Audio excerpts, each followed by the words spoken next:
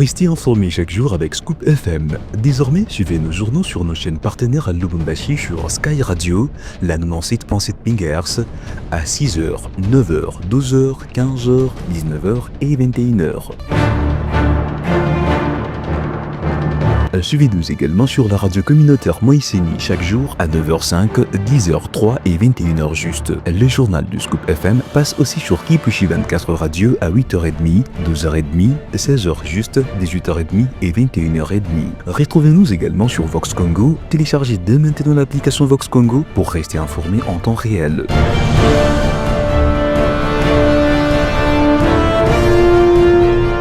Scoop FM, suivez-nous sur notre page Facebook et sur notre chaîne YouTube pour tout savoir sur l'actualité locale, provinciale, nationale et internationale. Scoop FM, la neutralité réelle. La neutralité réelle.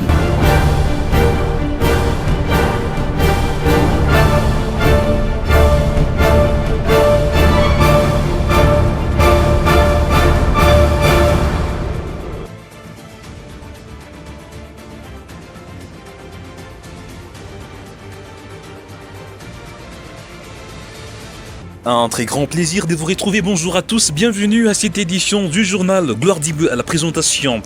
Au sommaire, au cours de la séance plénière de ce mercredi 21 mai 2025, le président de la Chambre haute du Parlement congolais a fait savoir qu'il a été saisi par le procureur général près la Cour de cassation pour obtenir l'autorisation des poursuites judiciaires contre Constant Mutamba, ministre de la Justice.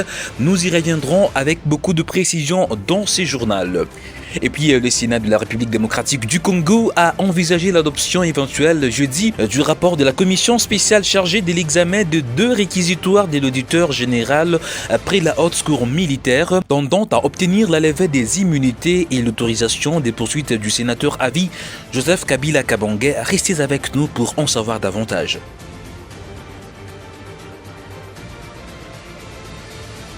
Tout d'abord, le président de la République Félix Tshisekedi Tshilombo a décoré Safia Ibrahim Neter, directrice de l'Agence française de développement en République démocratique du Congo, du titre de commandeur dans l'ordre national Héros nationaux Kabila Lumumba. La cérémonie officielle s'est tenue le mercredi 21 mai au palais présidentiel du Mont Galiema à Kinshasa. Gracia Akilimali nous en dit plus.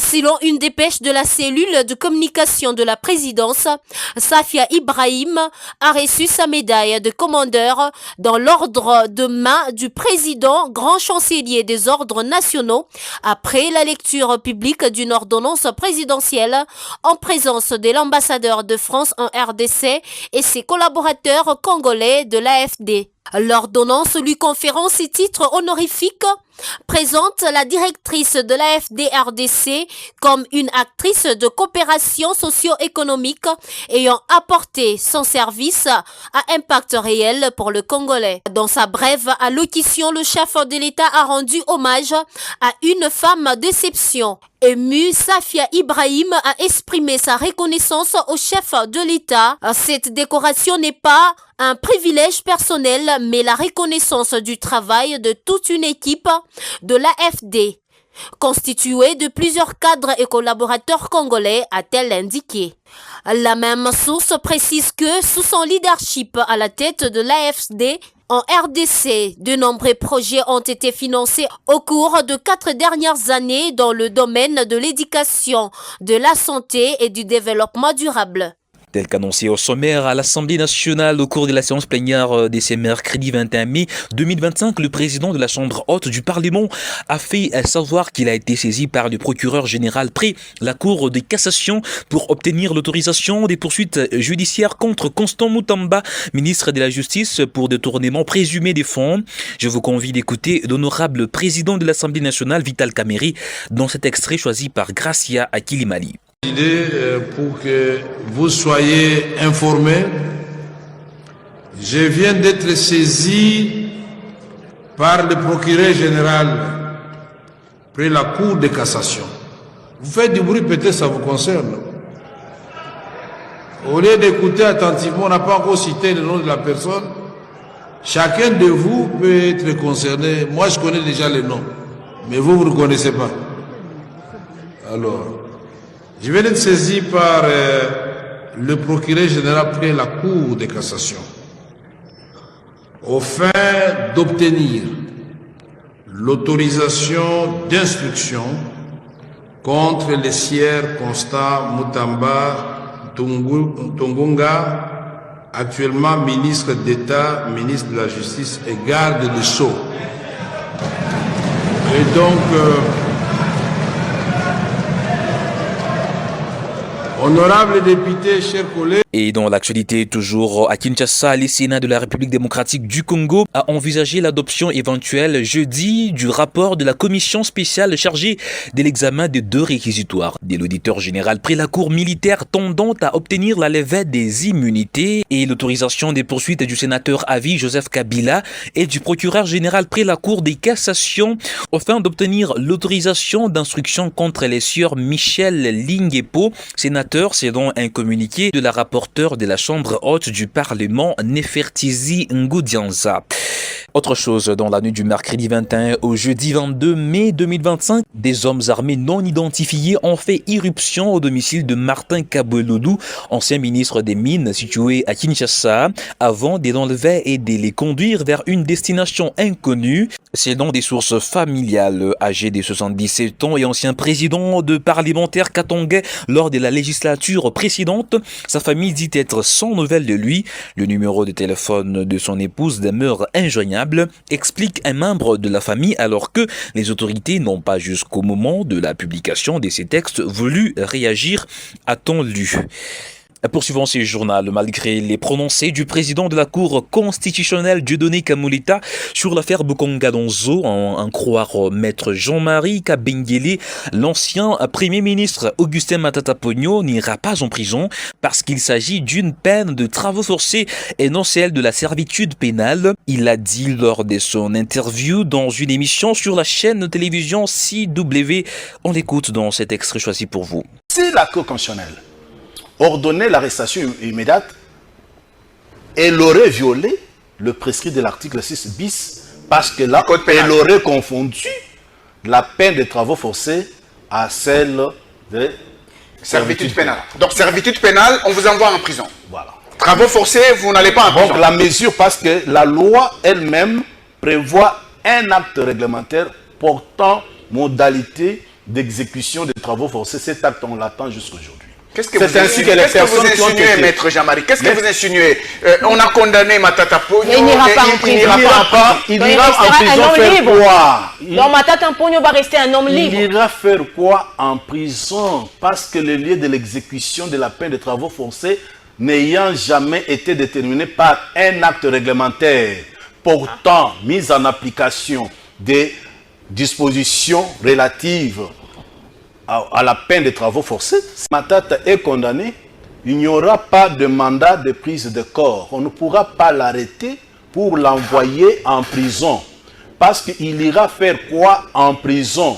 Parce que l'exécution de cette peine de travaux forcés ne peut être ni confondue, ni assimilée à l'exécution de la peine de servitude pénale.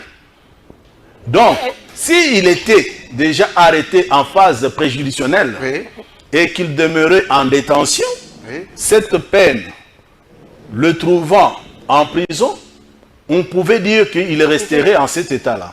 Mais maintenant, avec le prononcé de la peine de travaux forcés, il n'y aura pas de mandat de prise de corps pour l'envoyer en prison. Mesdames et messieurs, avant de finir avec cette édition du journal, place à la revue de presse.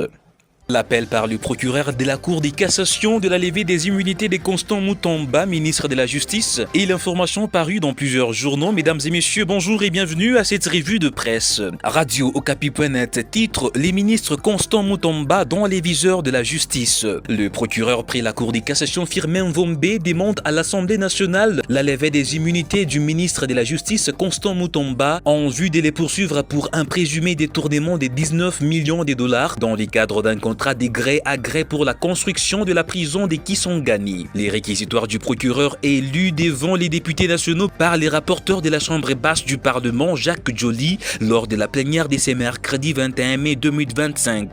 En effet, Firmin Vombe a saisi l'Assemblée nationale par un réquisitoire pour demander l'ouverture de l'information judiciaire contre Constant Mutamba, soupçonné d'organiser un détournement de 19 millions de dollars américains sur les 39 millions de dollars destinés à la construction d'une prison à Kisangani, poursuit ces médias en ligne.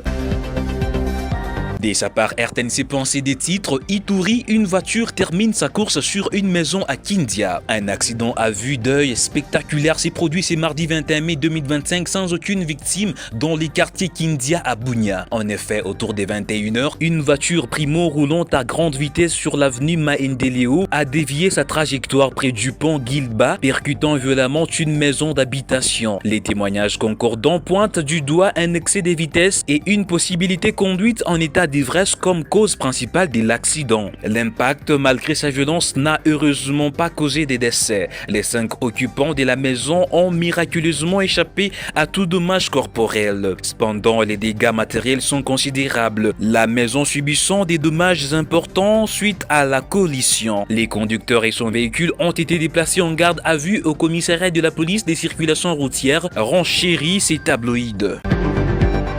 Et finissons cette revue de presse en sport par ces titres de RTNC.cd. L'Inafoot Playoff, les Desampé s'offrent les FC Lupopo. Le Desampé s'est imposé devant les FC Lupopo mercredi 21 mai sur les scores étriqués d'1-0 au stade des Martyrs de la Pentecôte à Kinshasa. L'unique but est l'œuvre du joueur de Glody Mambembe à la 9e minute des jeux. Cette victoire permet aux Immaculés Quinois de totaliser 10 points et s'attribuer la 6e place du classement provisoire de ces championnats d'élite en RDC. Alors les Cheminots de Choix stagnent à la 4e position avec 12 unités en 7 matchs disputés.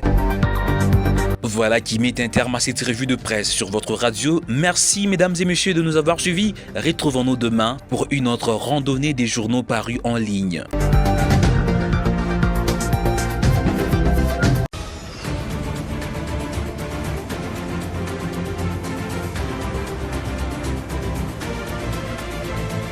C'est l'essentiel de l'actualité du jour. Merci à tous de nous avoir suivis. À la présentation, c'était Gloire Diboué sous la coordination de Christian Mouchampa. Merci à l'ensemble de l'équipe rédactionnelle. On se retrouve demain pour un autre point sur l'actualité. Au revoir.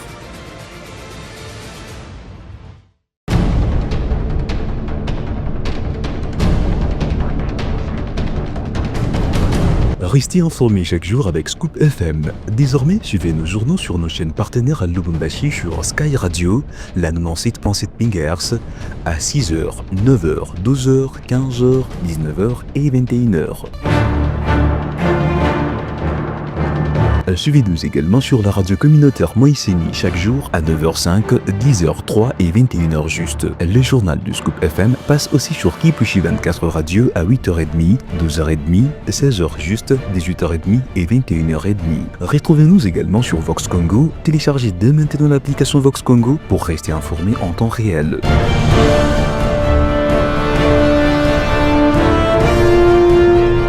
Scoop FM, suivez-nous sur notre page Facebook et sur notre chaîne YouTube pour tout savoir sur l'actualité locale, provinciale, nationale et internationale. Scoop FM, la neutralité réelle.